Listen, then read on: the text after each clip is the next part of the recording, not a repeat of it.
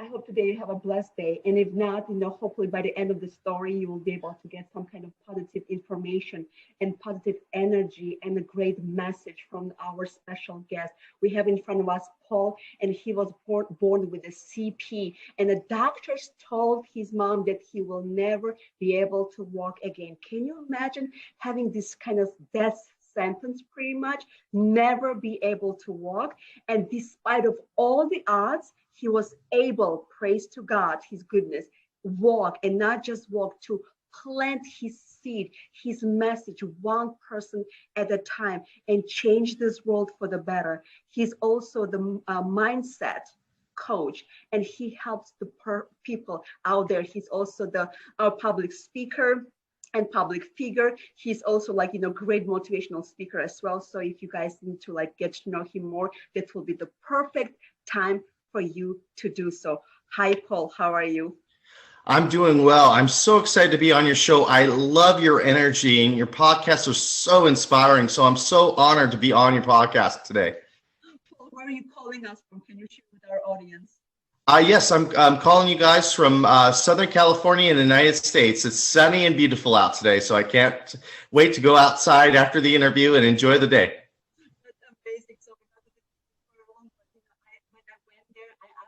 Love California somehow, and it was just magnificent. People were fantastic. Of course, the weather was magnificent as well, so I enjoyed the energy of it. But Paul, we've talked about your bio, that you were born with the CP. So people do not understand the severity of this death sentence, especially your mom had to hear that, being able to hold you in her arms when you were born, that you will never be able to walk again. I know I'm not interviewing her right now, but what this meant to, for you as you were growing up. Please just take your time and take us through all of this, what you felt. Absolutely. So if your viewers don't know what cerebral palsy is, it happens at birth. It's lack of oxygen to the brain. And as a result of this lack of oxygen to the brain, it leaves one side of the body paralyzed. And this is permanent. This does not go away. So when I was born, I wasn't moving the right side of my body very much. And my mom was very alarmed by this. So she took me to the doctors to do some testing to see what was wrong with me. And it came back that I had cerebral palsy. And the doctors thought it was so severe at the time that I would never be able to walk. And it would be a good idea to get me used to being in a wheelchair, because that was going to be my life, to be in a wheelchair. Well, thank goodness for a wonderful mom. She didn't go with that diagnosis. She got other opinions, found a physician that was willing to help me. And that's when my intense journey began. And as a result of this physician, I was able to walk at 3. Defying that one doctor's orders that I would never be able to walk, which was a huge feat. I really don't remember that, but obviously that was huge. But I do remember being put into soccer around 5 or 6. And at the time, I could only run about 25 to 50 yards. And these other kids were running laps around the soccer field. And I felt so defeated, because I was basically standing there while everybody else is playing soccer. And I remember going to my mom saying, I don't want to play soccer anymore. I'm making a fool out of myself because I can't run very much.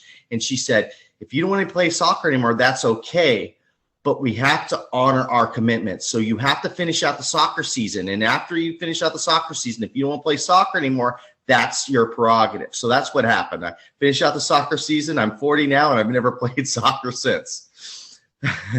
So going forward, I got a game changer happen to me. I had surgery on my right foot to tighten up the tendons, to give me a little bit more spring in my step. And I didn't test it out yet, but I didn't know how much of it was going to change my life.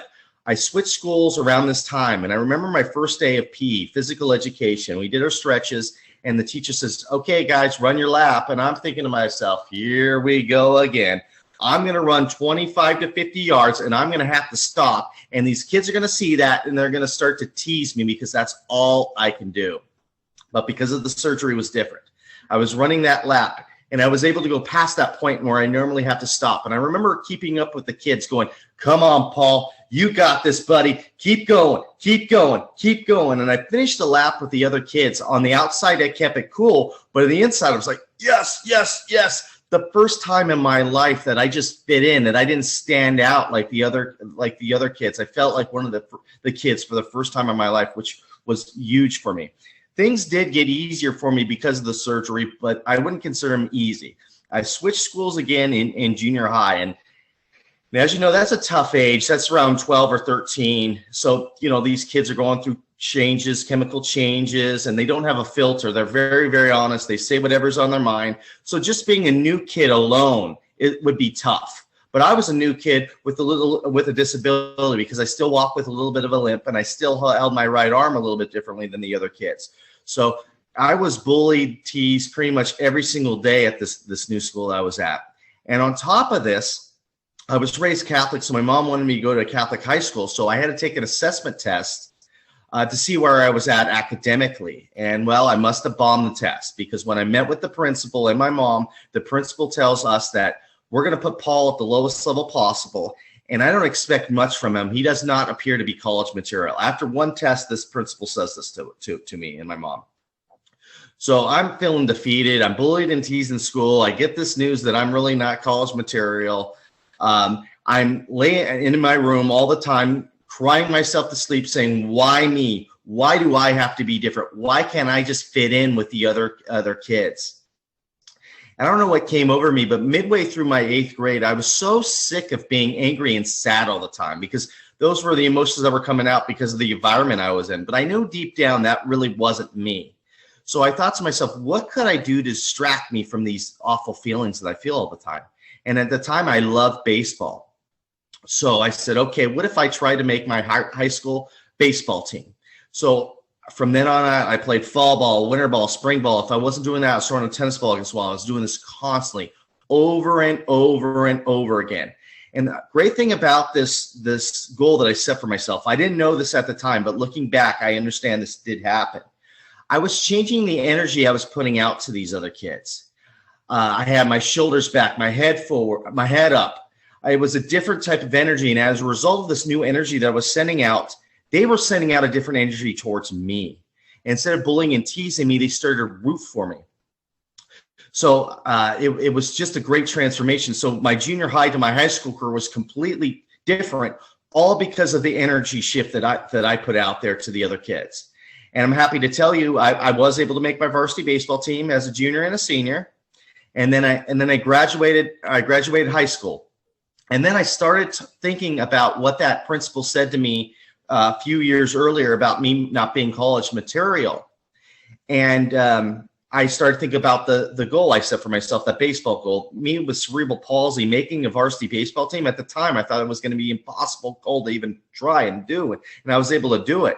So I thought to myself, why not set another goal for myself and be college material?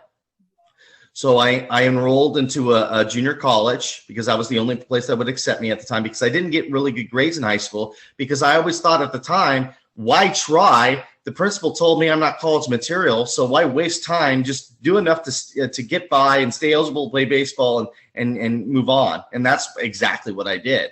So my grades weren't very good. So I enrolled into a junior college. I got myself a tutor. I went to the math lab. I did all the necessary things I needed to do to improve my grade point average. And I was able to improve my grade point average high enough where I was able to transfer to a 4-year university where I was able to graduate college. And I so wanted to go back to that principal and say, see, you were wrong. I was college material. I am, but I didn't do that. And the reason why I didn't do that is because I should thank her. Because what if she didn't say that to me? What if I wouldn't have had the motivation to hit the books as hard as I did in college if she didn't say that to me? So I just let it go. So now I graduated college, and I have no life experience. I have no idea what the heck I want to do with my life. And I had a family friend who was a CEO of a small bank, and he said, "What if you wanted to be what if you wanted to try to be a mortgage loan officer?" I said, "Okay, I'm not doing anything else. Why not give it a shot?" So I get hired on to be this mortgage loan officer, and no one wants to talk to me. I feel like I'm back in junior high. Nobody wants to talk to me. I'm sitting alone at lunch, and it was weird. And I quickly realized the reason why nobody wanted to talk to me. They knew I got the job because I knew the CEO of the company, they knew it was because the name I knew. It wasn't because of the talents I had. So what they were going to do is they were going to chew me up and spit me out because I wasn't worth staying at this job. So I thought back again to when I was in junior high, and I said, what did I do in junior high to get over this? And I thought to myself, well, was that baseball goal? And I go, what attributes could I use to help me with this new goal of this job I'm at? So I thought, well, at my baseball goal, I put my head down and I worked extremely hard and I ignored the noise. So I said, okay, let's try that. So I put my head down. I worked extremely hard. I had a great attitude. If anybody needed anything, I got it done in a timely manner. I did everything I needed to do. And from afar, because they didn't want to talk to me, I was watching what the top loan officers did on a daily basis so I could understand what they were doing. And I remember my first day of wanting to go out in the field and get loans for the first time. And I remember the CEO, family friend, came up to me and goes, what are you doing? I go, well, I'm going to go out in the field. I'm going to start getting loans. And he had a concerned look on his face like, oh, no. You are not ready yet, man. We need to get you more training. I'm like, no. I got this. So I went out. And let me tell you, I fell on my face over and over and over again. I was getting beat up by these clients because I really didn't know what I was doing. So for a few months, it was pretty bad. But then something started to click. I started to realize value I could add to these clients. And once I started to understand the value I could add to these clients, I started to bring in loans. And by my second year, I became a top producer in the company. And the people that didn't want to talk to me when I first got there are now coming to me for questions on how I was able to produce so quickly. So it was awesome, and things were going really, really well in the industry and such. And then 2008, 2009 hit, and the economy just tanked. So I had to go to different jobs, do different things just to survive, to keep my head above water. And I was really starting to lose the luster of the mortgage industry at the time. But I had this life-changing event that happened. They brought this motivational speaker to talk to our sales team to bump up the numbers. And the guy blew me away. The guy was extremely good. So after the presentation, I was feeling real energized again. I felt good. I made a point to go out, talk to him and say, you did a great job. You motivated me. And he was so gracious. He allowed me to pick his brain. He told me he started as a life coach. And I'm like, life coach? What the heck is a life coach? And I'm like, and he explained that to me. I'm like, you know what? Maybe that's what I want to do. Maybe I want to be a life coach. So on my off time from the mortgage industry, I was getting my coaching certificate. And I started to tell people that's what I wanted to start doing, was being a life coach and coaching. And people were kind of just, saying, okay, life coach, go ahead and get loans, bud. Nobody was really taking me seriously. And okay, life coach, and this and that. But then things started to get serious. I got my website up and I got my licensing, and the legal team that I was at the bank I was working at the time got wind of my business and was like, this could be a conflict of interest. I need to investigate this. So they came back with this 5-page report of what I can and couldn't say. And I'm like, thinking to myself, there's no way I'm going to get traction in being a coach if I have to follow every rule. So I thought, well, I'm going to have to make a leap of faith. I'm going to have to quit and do this full time. But, obviously when you start a new business, you don't make any money for a very, very long time. So I had to change my spending habits. I paid down all my debts. I did all the necessary things. So I spent a year doing all that. And after I got everything situated, I made the leap of faith and quit the mortgage industry and did the coaching full time. And a lot of people that were in the mortgage industry were like, dude, this is crazy. What are you doing? You're not a coach. You're a loan officer. You just made President's Club. Why are you leaving? This and that. So, you're going to fail, this and that. So I'm like, oh no, I got this. Well, for the first, couple of years, I was falling on my face flat. I wasn't getting any traction. Nobody was trusting me. And I started really thinking about value again. What value could I add to these clients? And I thought to myself, how do I expect these clients to be vulnerable with me if I'm not vulnerable with them? I'm just some stranger asking them to open up to me, but they don't know who I am. And I thought back to the story I told you about having cerebral palsy, because the longest time I was embarrassed by that story, because all through my childhood, all I wanted to do was fit in. I didn't want any special treatment. I just wanted to be treated like any other kid. So I didn't want to talk about it. And when I did talk about having cerebral palsy, I was almost in tears because I just was so embarrassed about it. But I thought the only way I'm going to get traction in the coaching world is if I be vulnerable with them so they know where they're coming from. And so I started talking about me having cerebral palsy, and I kept going over and over again. And then people started coming to me and goes, you know what, I feel your pain, and I suffer from this. And they could have empathy for me, and I had empathy for them. And slowly but surely, I started to build a client base because people started to trust me because they knew where I was coming from, all because of the story I told you about cerebral palsy. And I started my own podcast, and I'm getting everything going, and everything is going together. Been doing this for a few years now, and really having some great traction. And I'm here talking with you, and yeah, so that's my story in a nutshell. Amazing. That as you were sharing your story, Paul, the one name popped in my head. It's Thomas Edison, and what his mom did to him. And as you were sharing, your connection with your mom, how she believed in you despite the world were against you at that moment.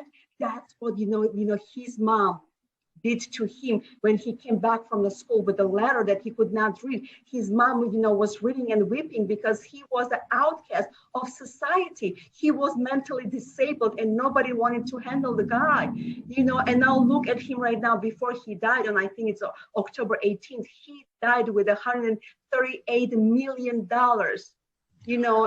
in state. So, and, but he achieved so much more in his life because of mom believed in him, the power that gives you the strength that you want to live despite the odds. And you had so many things, close in front of you, right? You were called like, you're not college material. That I cannot even imagine if my kids would have heard that right now, that they're not college materials, and so many kids out there probably are hearing the same message from people that could actually like build them up, give them a hope. It's a devastation beyond the the mindset, beyond what I can believe or imagine. This is so horrible, And Paul, what you have achieved right now and what you're striving is that it's just magnificent. And what you are charging, you're not just building somebody else's life. You're building them because you build your own life by that. You change your own mindset. And let's say right now, we know that, the social media is so open, what you want to, sometimes the messages you receive, it blows your mind what our children are listening right now, what they're hearing right now. And I know the bullying is going on right now. It's inevitable, whether social bullying is like right now, even more. Let's say there's person right now out there who is struggling from being called, you're not college material. You are not fitting. You cannot do this. You cannot do that. You cannot walk. You cannot sing. You are too fat. You are too slow. You are too dumb. What would you want to say to this innocent, let's say the person, the kid who is struggling right now? I want you to really talk to him. Well, the first thing I would tell that child is you're not alone. I know you feel like you're alone and there's no one out there. There's so many other people that have the same struggles that you are. So you're not alone. So please reach out to somebody that you trust. Because if you reach out to somebody you trust and say that I need help, that is not a weakness. That's a strength. And once you reach out to that person for help, then things will change for you. You'll feel safe. And you'll be able to be in an environment that you can grow and do the things that you want to do, because you want to focus on what you can do and not focusing on what you can't do. Because if you do that, the sky's the limits. Because if you believe in something, you can achieve it. And I firmly believe that. And that's for every single person.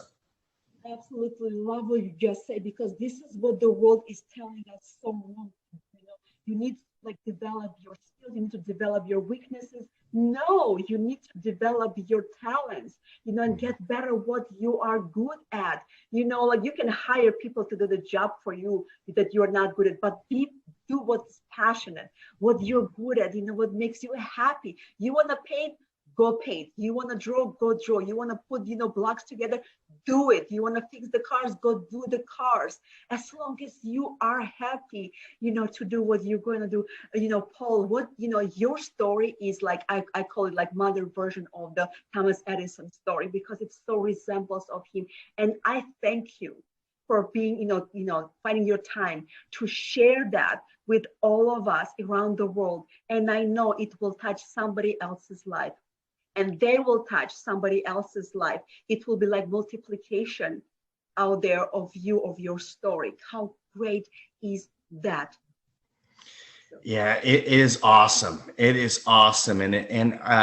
For your viewers, I developed a free guide on my website. If you want to know how I was able to rewrite my story or how you want to be able to rewrite your story, just go on my website, a call to action.coach. And I have a Facebook group called Rewrite Your Story. And it's just people sharing their inspirational stories or what their struggles are. And we as a group, we lift them up. It's a great support group that we support each other in their goals and whatever they want to do. Rewrite Your Story Facebook group. So yeah. Love it. I'm going to put everything, all this information below the feed so people will be able to like copy and paste and connect without misspelling or like missing out at all. So I'm so grateful for this opportunity that you are sharing with the viewers, with the free guide that you have developed to equip somebody else to find their strength in their life and rewrite their stories. So thank you, Paul, so much. Best of luck with you, and may God bless you throughout this season of growth, season of productivity. I know you're going to go, grow, and glow and blow their minds. Well, thank you so much. I'm a huge fan of you, and I'm honored that you had me on your podcast. I thank you, and I hope you have a great day as well. Absolutely.